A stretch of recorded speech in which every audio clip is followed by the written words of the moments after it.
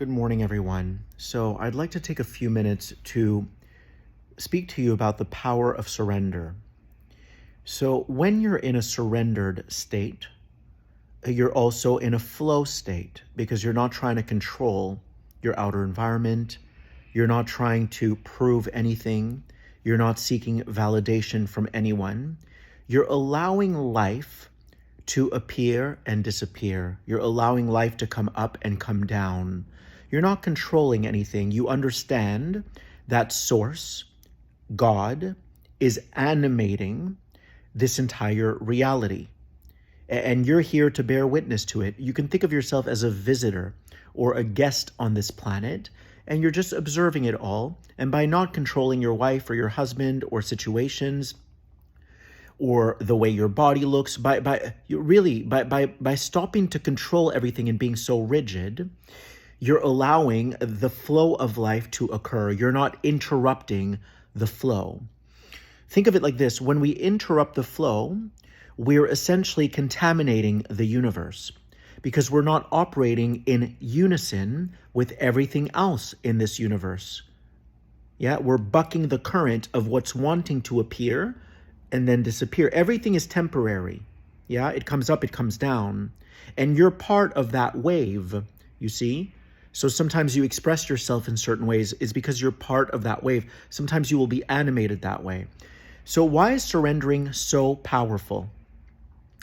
Well, it's because when you're in a surrendered state, you're operating outside of time. You get that? So when you're surrendered, you're in the now, completely in the now. The now is not the present. The now is everything in it, past, present, future. So you can think of the now as the entire quantum field. So when you're fully in the now, you're outside of time, right? You're not worrying about the future. You're not dwelling on the past. You are planted in the now, meaning you are operating outside of time. That's a surrendered state. You're not trying to control anything. When you worry, you're trying to control things. When you dwell on the past, you're still trying to control things. Maybe you're trying to control your guilt. Maybe you're trying to control your feelings. Maybe you're trying to control in your mind how you could have done it differently. You following? But when you're fully in the now, in a surrendered state, by the way, you cannot be surrendered if your heart is not wide open. Yeah? Because when your heart is open, then you're not allowing the ego to overshadow you. You're not allowing the ego to hijack your experience. So think of it like this: the ego operates in time. Yeah? The heart or surrendered state operates outside of time. So let me give you an example. Let's say you're out for dinner with 3 girls or 3 boys, and they seem to be somewhat ignoring you. Yeah? The ego is not going to like that. The ego is going to say, hey, over here, right? And it's going to want to prove that it had a great day, or it's going to want to prove what it's working on, what it's endeavoring to do, all the projects it's taking on. The ego is easily enslaved to time. So the ego is in time. So what happens if you're at dinner with 3 people and they're somewhat ignoring you, you might want to seek validation. That means you've jumped back into time because you're placing a lot of importance on this scene in your movie of life.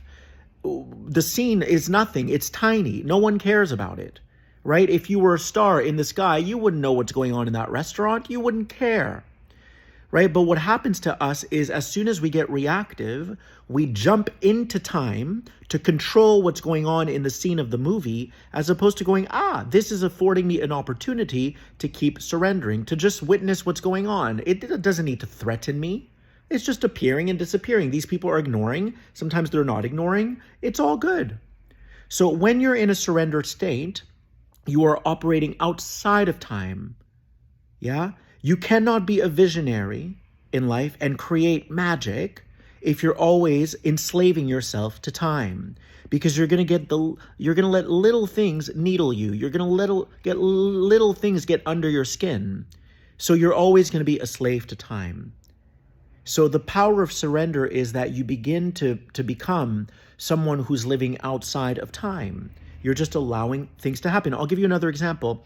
Let's say your husband is driving and he's not driving fast or anything. He's just driving the way that he drives. If you're always like, slow down or watch out, you're always worried, you're not in the now, right? You're already catastrophizing what might happen and you're interrupting the flow of life. Allow your husband to have his experience. You married him, so you have to accept what you married, okay? That would be a surrendered state. Surrendering allows us to heal. Surrendering allows us to move up the vibrational scale or to climb the vibrational ladder into a space of no time. And when you're living outside of time, guess what you can do? You can bend time because you've mastered this entire reality. You're not bothered by what happens around you. What happens around you doesn't dictate your behavior because you understand it's just a tiny little speck that means nothing. It's just a temporary thing happening. Right? If you notice, unconscious people are always bickering about stupid things. That's because they keep getting caught up in the details. So that's another way to look at it, is when you're a slave to time, every detail is going to get under your skin. Oh my God, and you're never free in your mind. You're always caught up in the details, but when you're in a surrendered state, you're like, whatever, this thing is going to complete itself. Let's let the wave go up and then go down. It doesn't matter. You're no longer dictated by what's happening around you or outside of you. That is the power of surrender. Are you understanding this? So pay attention to yourself the next time you jump into time, because when you do that, you're lowering your vibration. Yeah, you're not standing in that creator energy, in that visionary energy. You're allowing everything to occur without interrupting it. And that's a contribution to the entire universe because your heart is open. You're not judging anything. But when your friends are ignoring you, you start judging them or you start judging yourself. I'm not good enough. They're not asking me anything about me. That means you're still a slave to time. Is this making sense? So I always tell people, if you're on your way to a date, don't rehearse what you're going to say mentally, because that's not the now. The now will say, think of it like this. The universe is fundamentally spontaneous. It's not rehearsing anything. Everything is a spontaneous arising within this one mind that we're all a part of, the universal mind, or you can say God's mind. So if you're on your way to a date, don't think about, I wonder what I'm going to say. No, that's not being in the now. That's not a surrendered state. That's not the flow. The flow is, I'm going to blank my mind. Yes. And I'm just going to be here because that's what's going to produce the most organic experience on that date. But if you're rehearsing everything all the time, you're going to see when I start doing live events, I won't rehearse anything before because then I'm altering your experience because I'm mentally mapping out that experience. You understand? So by the time I get there, in a way, you're subject to what I've already created mentally. Is that fair to you? No. We want to have a spontaneous exchange. We want to have an organic exchange. But so when you're blank, you're in a surrendered state, and then you show up and you allow the experience to organically produce itself. That's magic, my friends. So I hope that helps you. Surrendering is extremely powerful. So surrender all the negative thoughts that you have. Because if you're buying into the negative thoughts that you have, then you don't trust that the universe has your back. Meaning you're a slave to your mind. You're a slave to time. The mind and time are inextricably wound up. They're inextricably linked. So you have to rise above the mind. How do you do that? You disinvest from the reality of all the thoughts that you have. You say, I'm not going to give these thoughts any more food because when I give them food, they grow and they grow and they grow like a fungus and they run my life. So it's really important to start releasing your control because your control is what's getting in the way of you manifesting your best life. You know, when you tell everyone around you how to behave, they don't feel safe around you. So you're interrupting what God or Source is trying to do with them. You're not creating a safe space for them. But when you create a safe space for people, what happens? Now the universe sees you as someone who really is responsible with his or her power. You're understanding that everything is energy, and you get promoted to new levels when you treat your power responsibly. If you're trying to get your friends to approve of you, that's your ego. Your ego's thirsty for attention. So that's not being responsible with your power. Being responsible with your power, saying, these people are ignoring me at the dinner table right now. It's okay.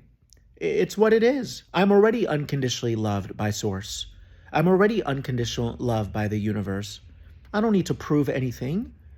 If I feel a need to prove something, it means my mind isn't big enough. I'm not a big dreamer. So instead, redirect that energy that you would have taken out on the table and redirect it to your dreams. You create realities based on where you flow your energy and your attention. That's how you create realities.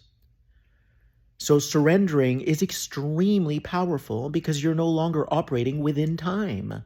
Thoughts exist within time. Your stories about the past exist within time. Try releasing all of that. You'll see you're fully in the now and your mind is empty. You don't think my mind is empty right now, but it is. You think I know what I'm going to say next? I have no idea. I'm like a Wi-Fi router. You're right. The universe is just using me. That's because I've surrendered so much that I can be used as a conduit for Source consciousness. This is how it works. Now, I still slip up sometimes, but then I catch myself. And you'll notice that every time you control something, the more that you raise your vibration, the sicker you will feel. I feel sick if I do any. In the past, it was lying. I felt so sick if I lied, even if it was a tiny white lie. Forget lying. If I do a tiny little thing, like I say something that I know might have,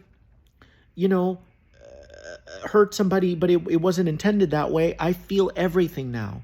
That's because when you empty yourself over and over again, you're purifying your heart. And the more pure your heart becomes, the more at one with everyone you are. You see, a few years ago, it was Phil speaking. It was a personality speaking. But as you increase in your empathy and in your compassion, it's no longer your mind. It's no longer the mind of your personality, of who you think you are. It's the mind of everyone that you're speaking to, because you're reflecting how beautiful everyone is. So it's no longer one mind, it's a collective mind speaking through me. Yeah, and we are all telepathic because as I'm speaking, I'm already aware of you. I see you pop up like a whack-a-mole, and I say, I have to fix what I just said. So you become a telepath because you've surrendered so much that you're living outside of time, but you know exactly what's going on in time because you're not a slave to time anymore. You might have to rewind that part. Because you're operating outside of time, you know exactly what's going on in time because you're not a slave to time anymore. See, we're blind. We become blind spiritually and emotionally when we're enmeshed with time. That means we're enmeshed with codependency or in dysfunctionality or in unhealthy relationships, so we can't see clearly. So as you surrender and you purify your heart, you start to see everything clearly. Not only do you see things clearly, you can actually bend time because you've transcended the realm of time. It's also the realm of thoughts. You've risen above your thoughts because you didn't believe them anymore. You didn't feed into them anymore. You disinvested from that reality altogether. And so you moved past, you transcended the realm of time. You can't master something you're a slave to. First, you have to study it. You have to get to know it. You have to observe it. You have to feel it. And then you rise above it. And then you have access to the whole thing from outside of time. That, my friends, is the power of surrender. So I hope that helps you. All right? Pay attention to the part of you that wants to control, which stems from a place of distrust. You're not trusting the universe. and start relinquishing your control. Break free of your cage. I love you.